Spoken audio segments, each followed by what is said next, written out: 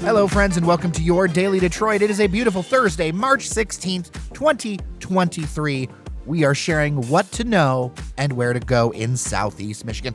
I am Jer Stays, and joining me to help do this is, of course, the indefatigable, excellent Fletcher Sharp. How are you, sir? Pretty nice day today. It's supposed to be 56, so if you listen to this outside, make sure to soak up some rays and, smile or something. Yeah, I mean, heck, it's even a bones day for my senior dog where she's like up and like, oh, there's sun, there's birds.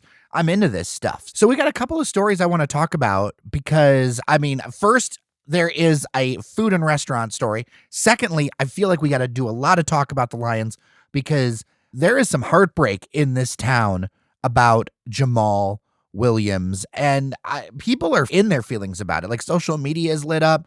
I even found myself, and I'm a Lions fan, but I don't usually get as attached. I even found myself like emotionally upset about it. I understand. If you follow the Lions strictly because of the Hard Knocks season, then you'd be sad because he was a star from Hard Knocks. If you follow the Lions from a production standpoint, you're sad because, he had a pretty decent year. If you're just one of those Lions people who are just way too extreme, then yeah, you'd be sad because it's the first productive running back on the ground they've had in a while.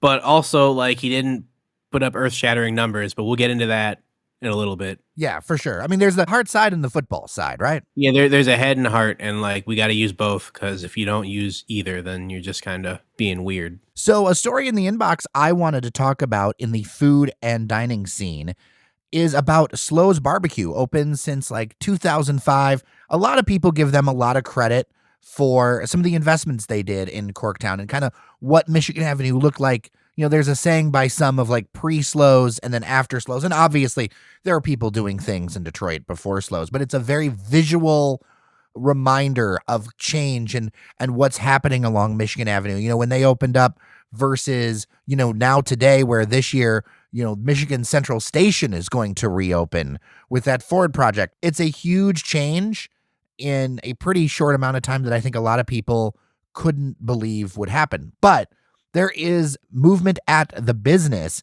The Cooley family, Ron, Ryan, and Philip, they have sold their shares because, they were a big part of this is get going, putting the work in to get it done. They've sold their shares to Slo's Holding. It's a group of longtime partners, Brian Perrone, the founding chef, a couple other people.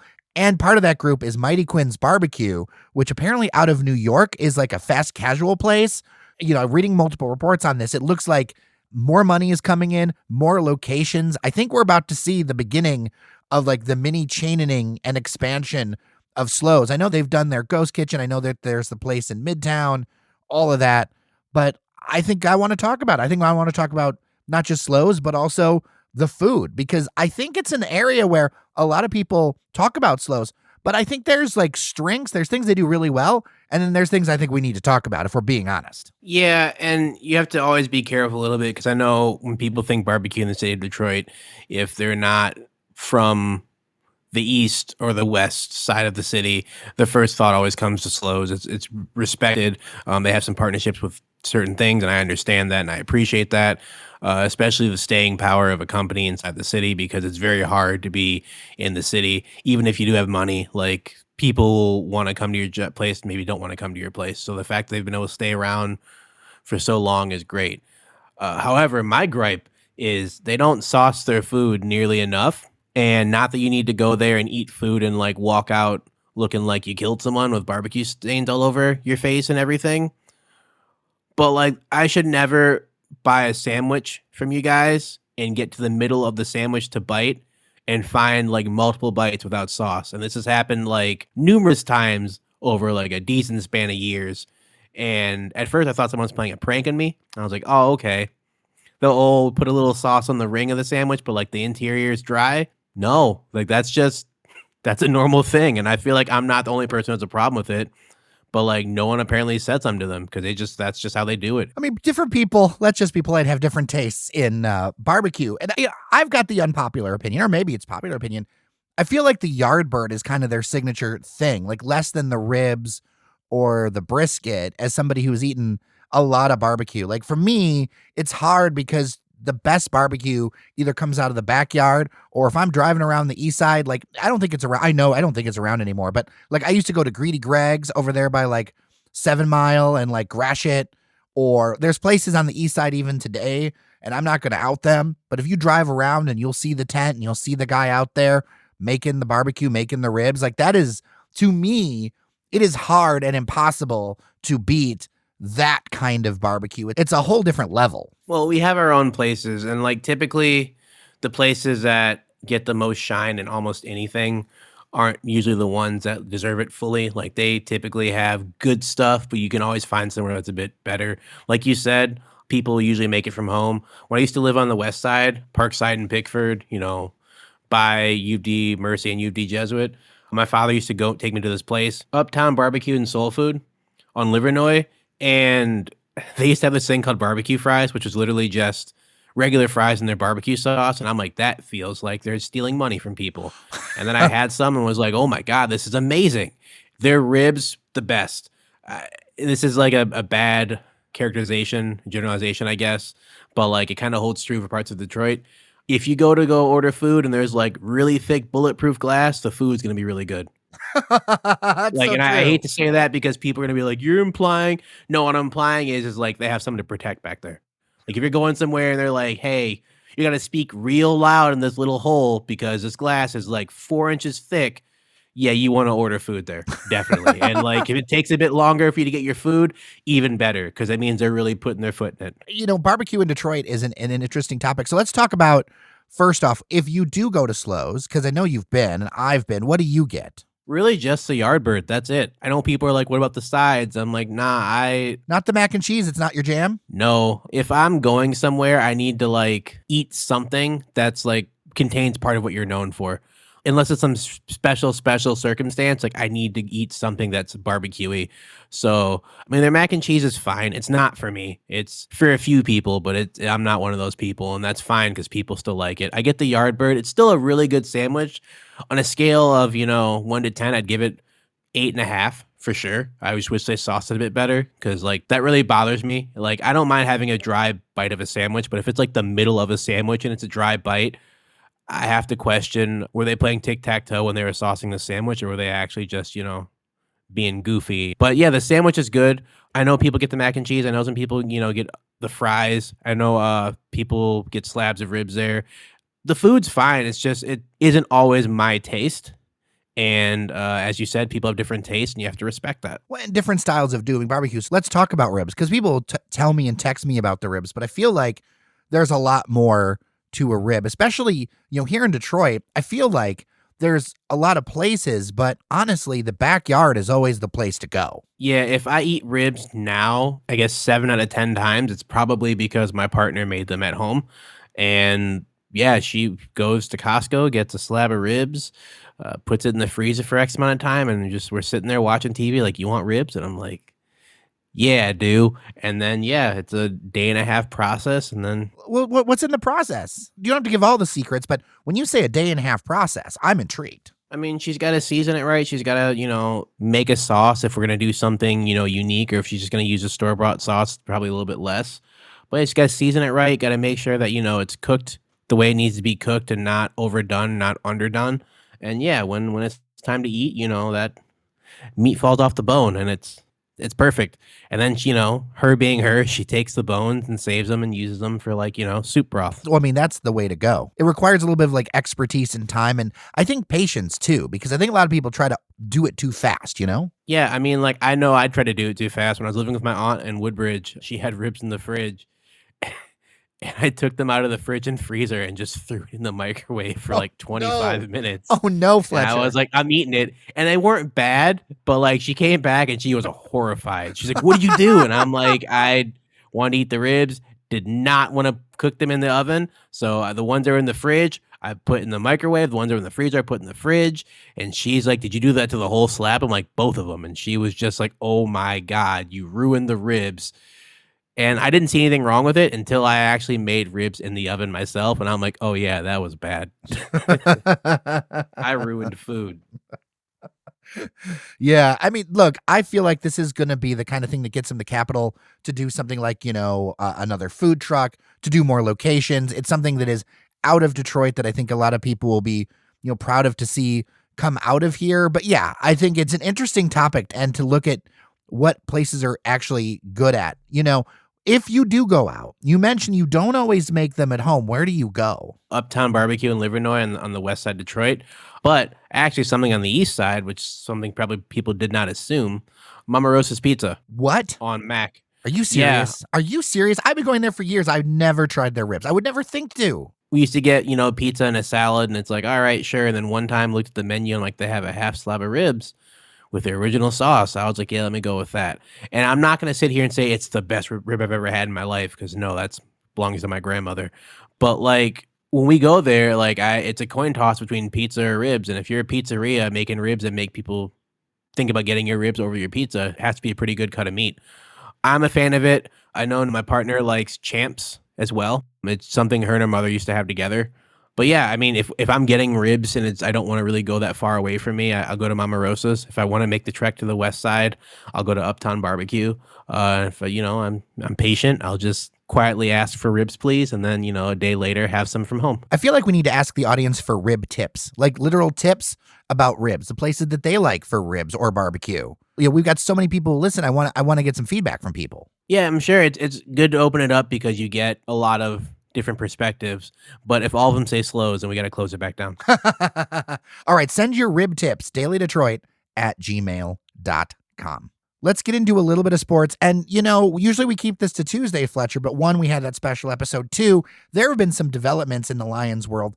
We talked about Jamaal at the top of the show a little bit that I think we need to get into because it is clear that the GM is making moves. And let's, I guess, finish that Jamaal conversation because that is something where a lot of people, as I said, there's that emotional side.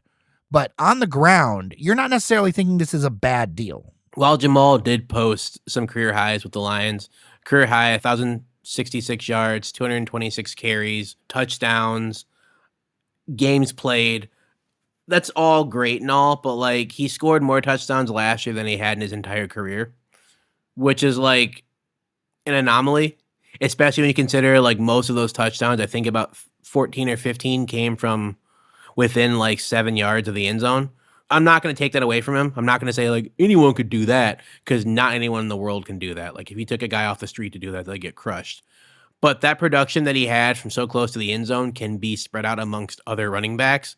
The money he was commanding, which I do think he deserved partially from the Lions. I think he deserves the money, period. I'm never going to tell a player they don't deserve the money they're making. But I think the amount he wanted from the Lions, I don't think would have made sense for them financially because they could replace that production with a few other players as they're trying to do by signing David Montgomery from the Bears. But I think his emotional impact will be missed because he got a lot of people who are very big Lions haters to like enjoy the team. Heck, I was trying to forget that they existed, honestly. And having a player like that after talking to him that first time was like, wow, this guy really cares. This guy really wants to buy in and really wants to be great here. He wants this team to be good. For someone who's not from here to buy into the city's energy around their football team, yeah, you want someone here for that, but you can't pay someone for that. You can't pay someone to be, an energetic cheerleader because that's not a position on the team. Yeah, losing that type of player is going to hurt, especially someone who helps fire up your team. I mean, they're professionals, so if losing him is going to make you go back to having a really bad year, then like that says more about you than it does about him. Looking at the numbers, Montgomery is making more than Williams, and it feels like an intentional decision. This doesn't feel like negotiations fell apart. This felt like, to me, just on the outside, it felt like we're going with Montgomery. Williams, we're going to let you go, and we're going to pay Montgomery more. What is your thought behind the reasoning with that? Well, he's a more complete player. I know that stinks to hear, but like when it's third down and you need a running back who's going to catch a pass out of the background occasionally, Jamaal Williams was never that guy. Even at Green Bay, where the offense was more opened up, he was still more of like, first 2 downs, I'm going to get it in there, and if not, put in the quicker back to catch passes. David Montgomery can play all 3 downs. He's someone who can run, block, and catch, which the way the Lions are trying to run, like they need someone who's versatile. Obviously, he's not going to be the starter. They still have, DeAndre Swift and other backs on the team as well. But to have all your running backs be versatile players allows you to like really go with a hot hand. Like if your hot hand is a running back who only averages like, 2 yards in a cloud of dust, that's not really a hot hand because his hot hand is like 4 yards. But if you have a guy who can, bounce it outside a little bit, make some quick plays, catch the ball, get down the field, make some plays down there in the passing game, but it can also get you some running yards as well. Helpful. A weakness is he's not very fast, which he's not like, blazing speed. So that's, not really a concern per se, but he's more of a quick than fast guy. Those guys who can make decisions real quickly and, a few stutter steps, but he's not someone who's going to run by and you see a gap get wider and wider. Well, interesting to me in all of this, when I grew up watching football, running backs had a lot more cachet. They made more money. They were kind of more of a focus. Now it really feels like this is a position where they get beat up. You need a bunch of them because they're going to get beat up. And they just don't make the money that they used to. I saw some stuff online. It seemed like everybody was about the same age as me, where it was, what happened to running backs? Like it used to be a thing, and now it's just not a thing. Yeah, Jerome Bettis, Barry Sanders, Terrell Davis, Walter Payton, even Herschel Walker before, the CTE set in. All these players, prolific running backs who got the ball and just did what they could do. That was also a product of the NFL at the time, which was much more of a run-first league where it's like, Terry Bradshaw was a Hall of Fame quarterback because he led his team to multiple Super Bowl wins. But his numbers were, like, not great compared to, like, now. He had, like, years where he threw for, like, 1,900 yards, and they're like, wow, amazing. And then, like, 1,900 yards is, like, a backup's numbers now. Like, you played 4-5 games this season filling in for your quarterback, and, like, okay, now you can sit down. So, like, the NFL has changed very much so to be much more of a quarterback passing league, reliant on your team having a good quarterback and a decent receiving core and an offensive line around them. Whereas before it was, like, the Lions were good with Scott Mitchell, and Scott Mitchell was an okay quarterback, but like they had Barry Sanders, so he made other players around him look better. Whereas now you have players like Patrick Mahomes, Lamar Jackson, even Aaron Rodgers to a degree when he's, not on ayahuasca.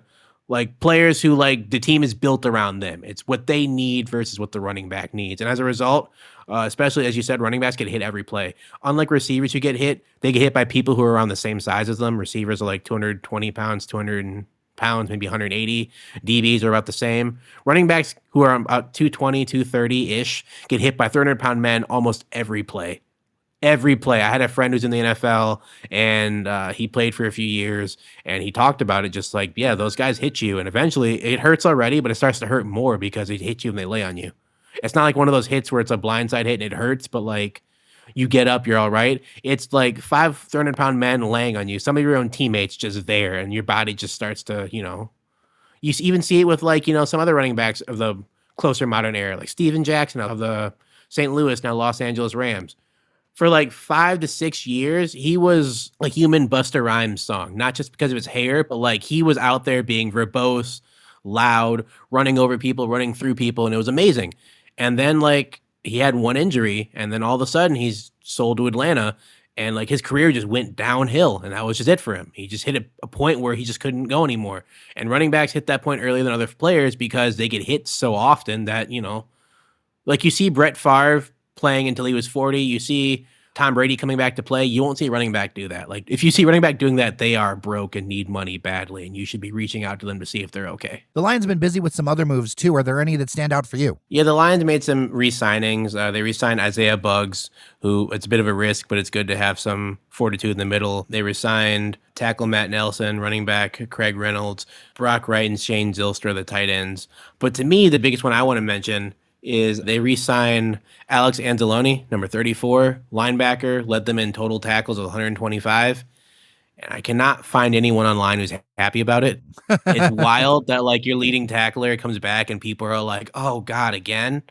Like, yeah, I mean, it's pretty interesting to note their defense. Well, he did lead him in total tackles, again, 125 total and assisted. They were getting roasted. Like, it's been so long that, like, the offense has been, like, the part holding the Lions back. The defense has typically been there to pick some stuff up, and there are times where the defense was clutch last year. But, like, the defense was, like, near the bottom of the league. I'm not going to fault Anzalone. It's not entirely on him.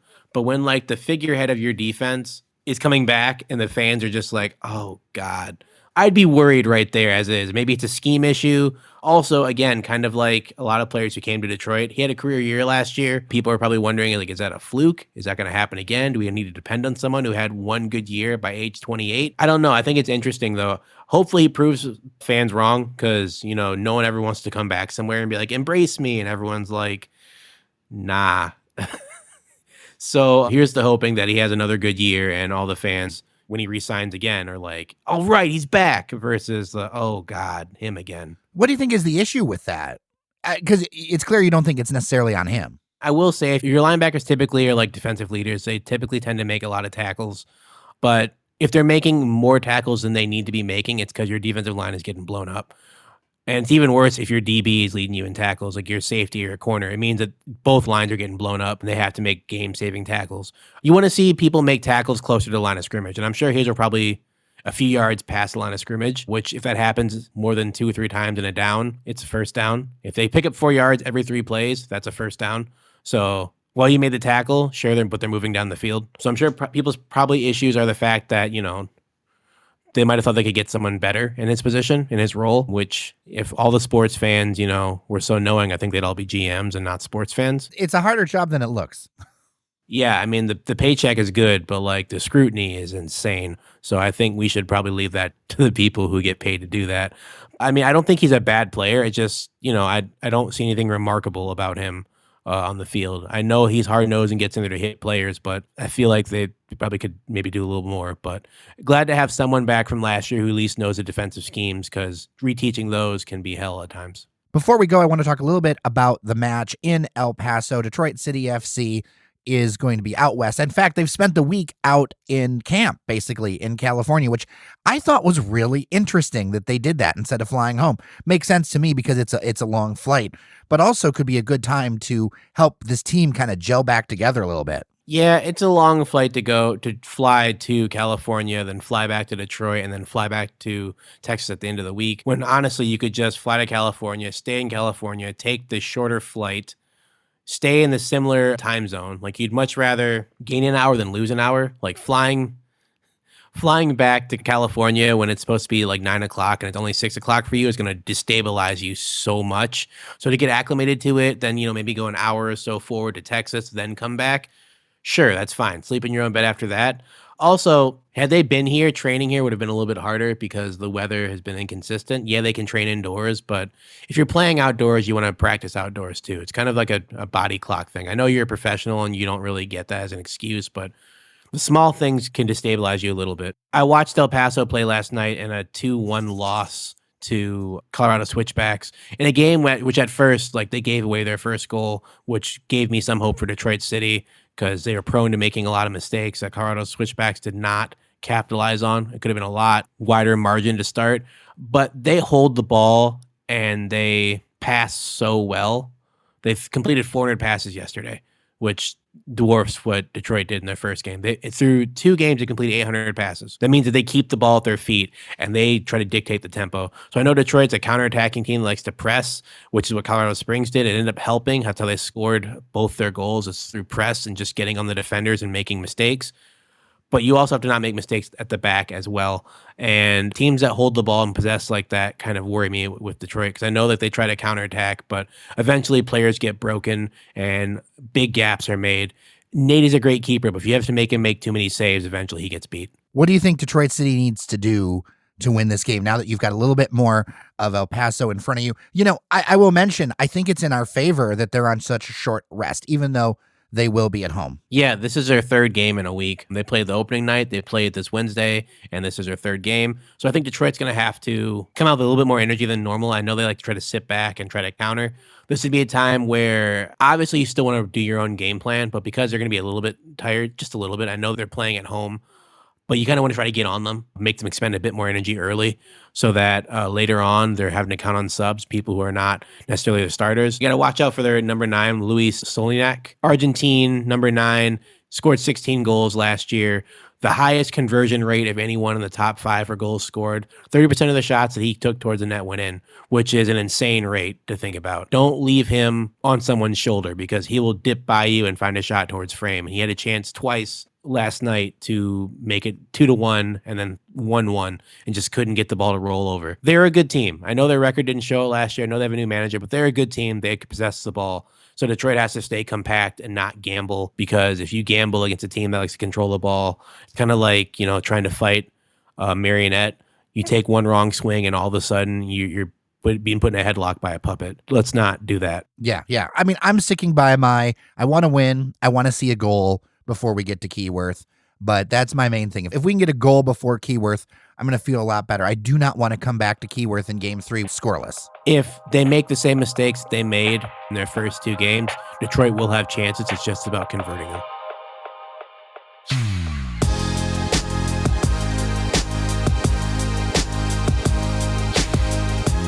All right, Fletcher, it's so good to talk to you. Thank you so much for spending your Thursday with us, and we talked more than sports. Yeah, definitely. I mean, I got to become more well-rounded. People want to hear me talk more than just sports. So, I got a little bit more in this head of mine. All right, with that, I am Jer Stays. Thank you so much to our members on Patreon, patreon.com/dailydetroit, who help keep this thing going. If you want to join them, you can do that. As always, feedback, dailydetroit@gmail.com. With that, I'm Jer Stays. And I'm Fletcher Sharp. Remember that you are somebody, and we'll see you around Detroit.